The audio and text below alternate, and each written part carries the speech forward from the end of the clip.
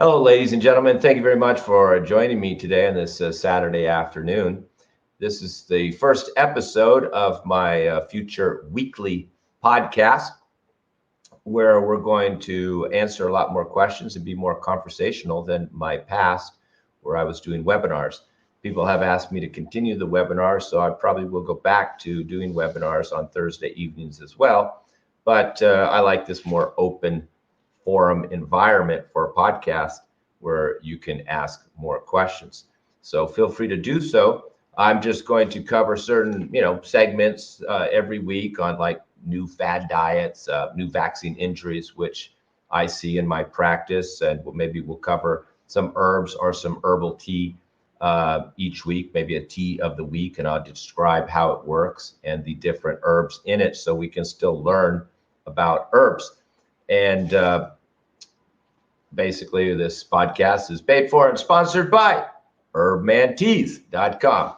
So if you have any health condition, please go to herbmanteas.com and you can use the coupon code POD10 off, and you will get 10% off any product on Herbalist Teas. We'll put that in the link in the below. So, and I'll be just waiting for your questions here. But I'd like to start off with one of my favorite subjects and talk about the rampant problem we have today in healthcare of following fads. And we see that the amount of fad diets, fad treatments has increased, not decreased. I call it Instagram healthcare because people are looking at Instagram unknowledgeable of who is presenting the information, and then they follow it. So I see this every day with my patients, including the last two I had today. Both were doing mushroom coffee and thought mushrooms were a cure-all. And both of them love chocolate and think that chocolate is a superfood, taking magnesium. And that was just two people today. So it's pretty prevalent that people are being influenced by advertisements. Like the one client I had today, we were just kind of talking about this subject, and she says, yeah, people are not following health advice, they're following advertisements. So, and she's right, because you see the advertisement that says, chocolate, dark chocolates, high in magnesium, high in antioxidants, and then you click on the link and you buy it. Well, that was an advertisement. You see the link that says, mushrooms are, scientifically proven to treat all these health conditions. And then you click on it and you buy it, but it was an advertisement, just wasn't, it was disguised as health advice. So this is, I would say, almost people's number one problem with their health today, at least those people who are, looking for alternatives, trying to avoid medication and looking for more natural ways to treat themselves. Their biggest obstacle is the false information that's out there. And most of it is not like people lying, it's people advertising. And you're just following the advertisements. And we know there's a long history of fad diets out there. I mean, there's been goji berries. There's been manuka honey, where people were paying $60 a jar for manuka honey. And we can even think back a few years ago, everybody and their brother was doing turmeric capsules. Well, that's kind of gone. I mean, they did CBD for a while, and that's kind of faded. But now everybody, I'd say 70-80% of all my clients are doing mushrooms in one form or another. And we're not saying that goji berries, honey, or mushrooms are unhealthy, but we're saying they do have certain uses. All these mushrooms, cordyceps, reishi, chaga, all have different benefits. And, there's no need to be mixing them all together and having 5 in one shot when you don't even know what they're good for. And then having them with coffee, which is really kind of absurd because people are taking them to build their immunity or reduce inflammation. And the coffee is very inflammatory in itself. And people are mixing coffee and mushrooms together very blindly. I like to say that it's the blind leading the blind on the internet. You really have to, I would say, more than just be careful. You really just have to stop following it. You should really only read things that you know who the author is. And people send me links all the time, and I go look at the bottom of the link to see who the author is. And okay, I see the woman's name. It doesn't say much about her. So I copy the name, go post it in the internet and Google and see who she is. And a lot of times she's just an English major, 22 years old, writing articles. And now people are just following this advice. So my advice for healthcare is, pick the author first.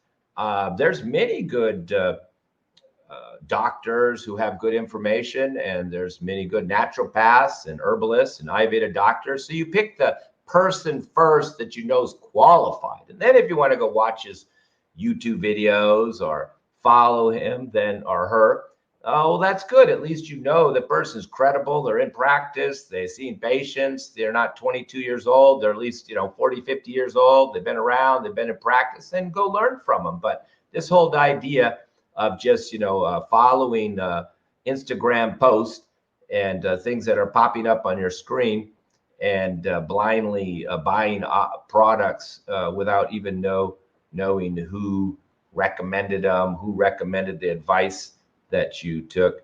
This is really creating more additional health problems. And we can go on this, fad craze, which is ruining people's health by look at the keto diet. This is a killer diet, very unhealthy. And even medical doctors who are my patients, they all agree this keto is a disaster. One area that me and medical doctors really agree on, because ketosis is actually considered a dangerous state and people pass out. And I had somebody who worked in the ER in Los Angeles, and they said all these people that pass out, they have to ask the family member if they're on the keto diet. It's like one of their standard questions if they have people who have fainted. Are you doing the keto diet? I mean, it's now in their questioning to determine what's happened in a case. So medical people really, particularly in the emergency room, really dislike this keto diet, and it's a fad. And now, of course, we have the carnivore diet, maybe the king of the fad diets. And if you get the feedback from the people who have tried these diets, a lot of them say they got diarrhea, which is one of the most common problems. And if you read about it, they get kind of a black tarry diarrhea as well. But these carnivore diets, there's a little spin-off of them now, and it's called the no vegetable diet, which is a prediction I made years ago that when fruit became bad, and by the way, that's a current fad that all fruit has sugar, all fruit's bad. So about 20-30% of my clients are afraid to eat an apple now. Another bad influence of the internet, because you don't really want to leave off a whole food group. But years ago, I said, hey, we left off grains. They're bad. First, we started with wheat, then all grains, and meat's kind of gone out the door. People have really overeaten it. It's true.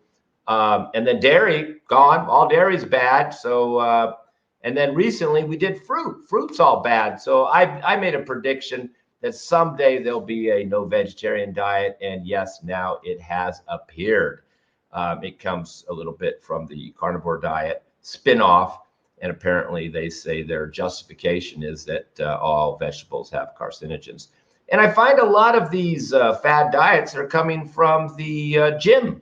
These keto diets, carnivore diets. I mean, these are muscle building guys, affectionately we can call meatheads, who have come up with these methodologies to build more muscle and to be ripped.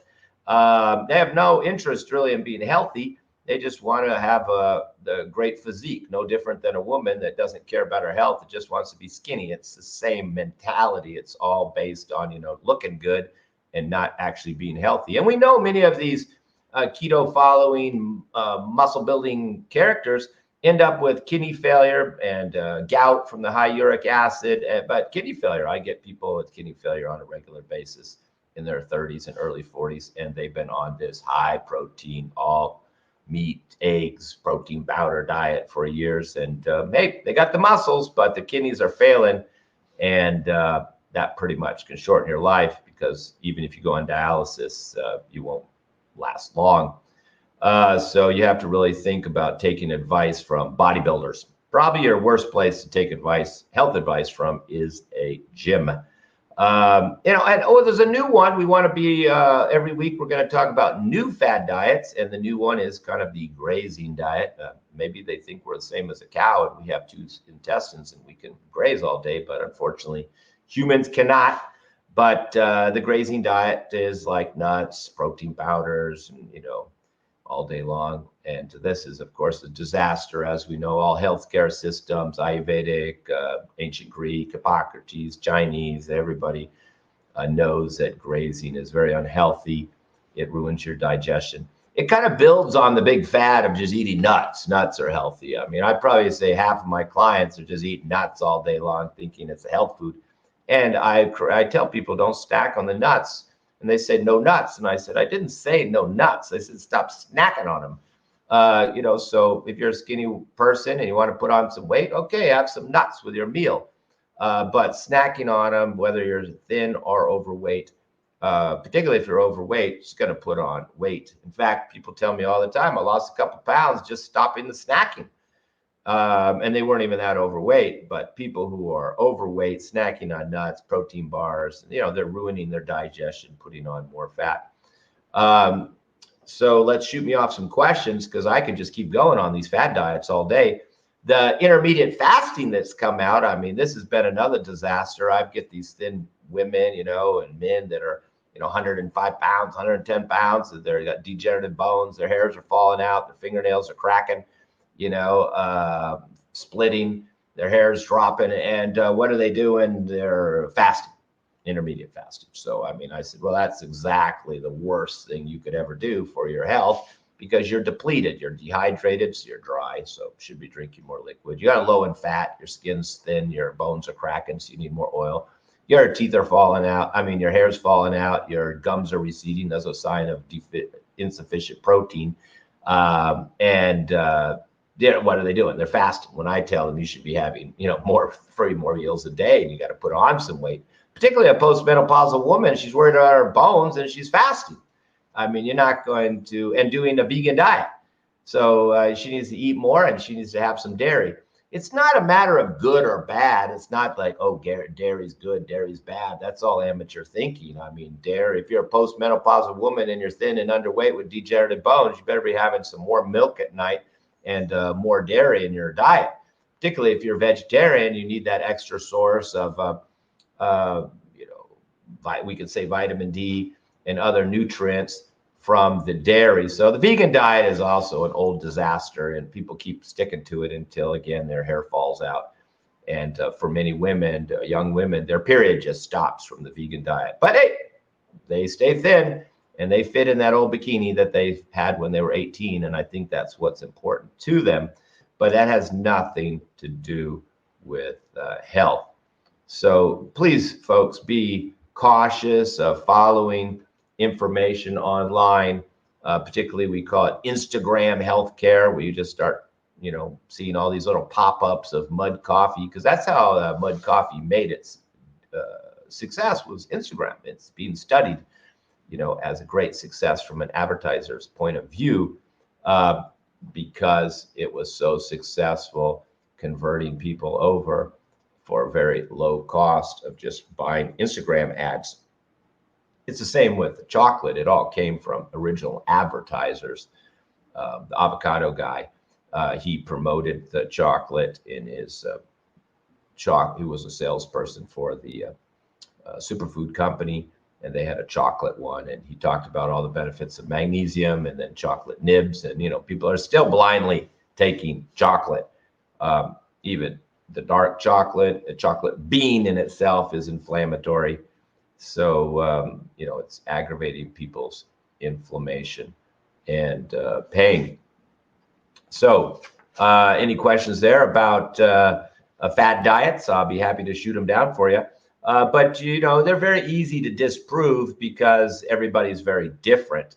You can't go out and preach a diet to the whole world and think it's correct. I mean, you have some people are overweight, some people are thin, some people are cold, some people are dry.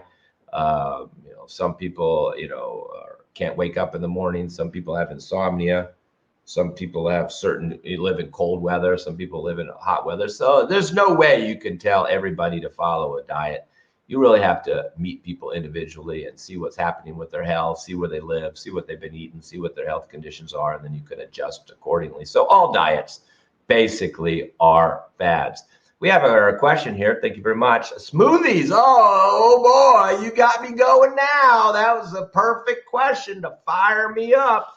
Smoothies. Oh, we know now. Maybe some of you listeners are smoothie addicts, and are people who are trying to go initially. They're trying to be healthy. Of course, they get rid of the junk food, the fast food, and all that stuff, which is a good move. We should do it. Then they make another move. They drop the alcohol. They drop the smoking, cigarettes. That they add on. They try to like do something positive instead of just getting rid of the junk food. They throw in the smoothie, and then what do they put in the smoothie? Well, everything that's popular. They got you could throw in goji berries, coconut oil, manuka honey. What else is fad now? Turmeric powder. You could just throw just about everything in these smoothies. And of course, some frozen berries, some ice, and of course, kale. That was a big fad for a while, the kale smoothies, until it gave people IBS and they were bleeding out their colon, and that stopped a lot of people. I got a lot of IBS cases from the raw kale smoothies. But these smoothies, oh my God, they're a disaster to your health. One, there's many reasons. We could go on why they're so unhealthy, but one, the biggest problem is the cold. All cold food, particularly if you take it frozen berries and you put those in there, cold has always been unhealthy for your health. It lowers your body temperature, it ruins your digestion, it coagulates all of the endocrine glands, and it even lowers your thyroid output because the proximity to the thyroid to your esophagus. So even your thyroid numbers can be lower if you're having a lot of cold foods, cold drinks, ice cream. Then you go to the doctor and they say, hey, your T3, your T4 is low. Here, take some. Your TSH is a little high here. You must have low thyroid. Take some of this thyroid medication here, thyroid replacement therapy. And it all came from them having cold food, because I've treated it many times. This isn't a theory. I've told people stop the ice cream, stop the cold smoothie, stop the cold drinks, eat warm food, and to go back and get tested again, and their thyroid numbers were fine. So, and that's only the tip of the iceberg of the problems of these smoothies. The other one, of course, is the horrible food combining, and that's why people aren't hungry all day, is they generally are clogging up their system. The cold also clogs up your lymphatic system, thickens your blood. It's a big burden for your whole digestive system, because the digestive system needs to warm things up and create acidity and break down these proteins. But the other big problem, of course, is the food combining disaster. We all know, if we had studied any type of nutritional science, from Ayurveda to Hippocrates to Chinese to even a naturopath in his first year of study, will learn that you don't mix fruits and vegetables together. Maybe a little bit of fruit, like little dried raisins, little dried mango, and your oatmeal is not the end of the world. But when you start putting kale plus strawberries together, you're really breaking the general food combining guideline of don't mix a juicy fruit with vegetables. And then, of course, you don't have fruit with protein, and they're throwing in protein powder, and you don't have fruit with oil, and they're throwing in oil. So many people had felt that these smoothies were just like, I don't feel hungry all day. Well, that's because you just like clogged up your entire system, and it took your body a whole day just to recover. And now, of course, people throw everything in there. Now they're throwing mushroom powder in their smoothies as well. I get that replaced, I guess, the turmeric. But they're a disaster. I mean, if you want to add a little extra nutrition to your health, then you could always do some vegetable juicing. If you're a depleted, weak, underweight person, you could do carrots. And if you're cold, you could do some ginger in there. If you're overweight, you won't want to do a lot of carrots and beets because they're kind of sweet. Then you can do like leafy greens, spinach, kale, cilantro. So you can make a vegetable juice that can be very beneficial. A lot of vitamins in there. You're able to absorb them very quickly. So there's the benefits in the vegetable juice. But once you start throwing in the frozen blueberries and the protein powders, and all of the other supplements that you've picked up online, then you create a big giant mess. So there's absolutely no use in taking these smoothies. In fact, if you go to an herbalist like myself, he's going to give you herbs to say, hey, maybe, for your kidney failure or your urinary tract, you need to drink it in a tea. Maybe for your constipation, you need to have it at night. For your gas and bloating, you need to have it after a meal. So just taking a bunch of smooth herbs, then throwing them in a smoothie and chucking them down in the morning with a bunch of fruit, protein powders, it's not the proper way to take herbs as well. And a lot of people have come back to me on the second appointment who were coming to me with gas, bloating, constipation. And I said, how'd it go with my herbs? Because I give them herbs for gas, bloating, and constipation. And they say, you know what? The herbs helped, but it got better almost immediately after I stopped the smoothie. We get many, face palms, where the people are like, I can't believe I did that smoothie for 4 years and you told me to stop it. And suddenly my appetite is better, because you want an appetite. You don't want to snuff out your appetite. You're trying to get nutrition in. So, snuffing out your appetite with a big clogging cold drink is not really the way to lose weight. We can see that all the time with people saying, hey, I've been trying everything. I've even doing all I have is a smoothie every morning and I'm still gaining weight. So, it doesn't work. And because they're not even absorbing most of those nutrients. And then at night they get famished because they haven't eaten all day. And then they pig out in the evening, the worst time to eat. It's always better to front load your food. You're supposed to eat first, then exercise and go about your day, not fast all day like this intermediate fasting fad, and then pig out at 5 o'clock at night. You're supposed to front load it. Yeah, you fill the gas up first, then you drive. You don't drive all day and then put gas in the car. And you don't eat fast all day and then eat at the end of the day and then go to sleep. It's just going to be weight gaining. You got to eat in the morning when you're hungry, and then you can use up these quote calories during the day. And this is a much safer and faster, a more natural way of going. So if you're hungry in the morning, you should eat in the morning. You shouldn't be fasting. If you're not hungry till 11 or 12 o'clock, you shouldn't be eating until 11 or 12 o'clock. So, I hope that give you some, better idea. It doesn't mean that some of those ingredients in your smoothie are necessarily bad. It's just throwing them all together in that form is probably going to make it undigestible and just not effective, particularly if it's cold. So, and the other area I want to talk about was the vaccine injuries. And the only reason I want to talk about it is because I'm getting so many cases. I may even have to add to my form, vaccine injury, because you ask them to fill out health conditions and 10% of the people are writing vaccine injury.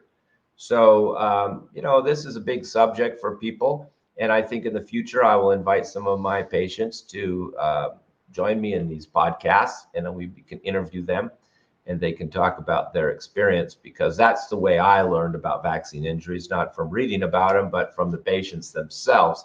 Now, I think sometimes my patients may think all of their health problems came from the vaccine, and I don't always agree with that. But we do know the major issues of clotting are very common, the myocarditis, the sudden death, and then that's the one category. And the second category I see a lot of is the tremors and the shaking. Even I have some medical doctors now who had tremors, and they, as medical doctors, contributed to the vaccine. So maybe I'm going to send out an invite to some of these medical doctors that are my patients who came to me because they believe the vaccine created either blood clotting or tremors. Those are the two major ones that I see. Now, there are many other types of vaccine injuries that I've seen, including infertility and blood clotting in the during pregnancy that was leading to miscarriages. And I've seen other examples, and we'll cover those in other podcasts. And I do hope to get some of these patients in that have had experiences and about vaccine injury, and get them on the podcast so they can explain it from their point of view, their experience, and what happened. And that should help educate people in this whole area that people are really just starting to learn about at this time, about these vaccine injuries. So today we're going to, as every podcast, we want to cover at least one herb and then one tea, for our sponsor, herbmanteas.com. It has over 50 teas online. And we're going to cover this tea today called Slimming Detox Tea. And it's got a herb in it. It's going to be our herb for the week, Garcinia fruit. Now, this is a wonderful herb for weight loss. And there's many fraud weight loss teas in the market. If you look at a lot of these weight loss teas in the market, you see they're just doing like senna, which is a strong laxative, and they are doing green tea. You can look, it says weight loss tea, and you got the little picture of the skinny woman, and behind her you got the picture of her when she was overweight, and then you look at the ingredients and all you see is green tea and senna. So this is a complete fraud. Most weight loss teas on the market are complete frauds. And you can always tell they don't even have herbs in there for weight loss. That's why we want to talk about this Garcinia. This is a great herb for weight loss. It's a fruit. Gymnea sylvester would probably be its cousin because that's helping stabilizing blood sugar and take away cravings. But Garcinia is a very effective sour fruit that is helpful in weight loss. And you notice the weight loss foods tend to be or herbs tend to be either bitter or sour. That's why we do lemon water, because of the sour. You don't do sweet tasting herbs and sweet tasting fruits when you're trying to lose weight. You do sour, and Garcinia fruit is definitely sour. So for those people who can have video, then you can see there this tea, Slimming Detox Tea. And we just go through those. I find this tea very effective. It's one of the newer teas in this year by Herbalist Teas, our sponsor. And it says weight loss tea, 14-day detox, cleanses colon, liver, and kidneys. See, that's a very interesting point. This is a cleansing weight loss tea. So it does have the Garcinia for weight loss, has the Gymnea for blood sugar, but it's got the dandelion and the burdock for the liver. It's got the juniper berry for the kidneys, which is a diuretic. It's got the Carsata sagrada and a little senna for the bowel movements. Senna, fenugreek, ginger, and lemon peel are kind of supportive. You see hot and sour spices there. And of course, fenugreek and cinnamon will help a little bit with blood sugar. So we could say this tea is very, very effective. We're getting great reviews on it, and it's selling like hotcakes on Herbalist Teas. It's not made for long-term use, but it does really help a person who's overweight, at least 20, 30 pounds overweight, not somebody who's just, wants to lose a few pounds on their thighs, but somebody who's clearly overweight and congested and blocked up and congested, poor bowel movements, maybe urinating at night, mucus, congestion, constipation, sluggishness, tired, fatigue. A wonderful tea by our sponsor, Herbalist Teas, Slimming Detox Tea, 14-day cleanse. So I hope that helped you understand the power of those herbs, that particular formula. And every week we will cover a new tea, and we will cover new subjects. Hopefully we can get some guests on here who can talk about their health conditions and how they recovered from herbal remedies. And hopefully we can get some guests on here who had vaccine injuries who want to share with us. So if you are in that category, you are my patient, and I've treated you in the past, and you'd like to talk about it on the podcast and have me interview you, then please contact me. And if you're one of my patients who's had a vaccine injury and you'd like to educate other people about that, please contact me. It's not necessary to provide your full name. We can just ask you questions on the podcast. But I do hope you benefited from this bit of information about Fad Diets and about the importance of getting good health advice and not taking your health advice from the internet, and try to maybe go towards books, at least go to reliable people that that are actually in practice, and be very careful of advertisements posing as health advice. All right. Thank you very much, ladies and gentlemen. We wish you the best of health. And we hope to see you every Saturday. Please invite your friends to the podcast. We want to get this going. We want to get the numbers up there. And we will share this video. All my clients and people on my mailing list will get a copy, and it will be sent out to different podcast apps. Please share it with others. Thank you very much, ladies and gentlemen. We hope to see you next Saturday.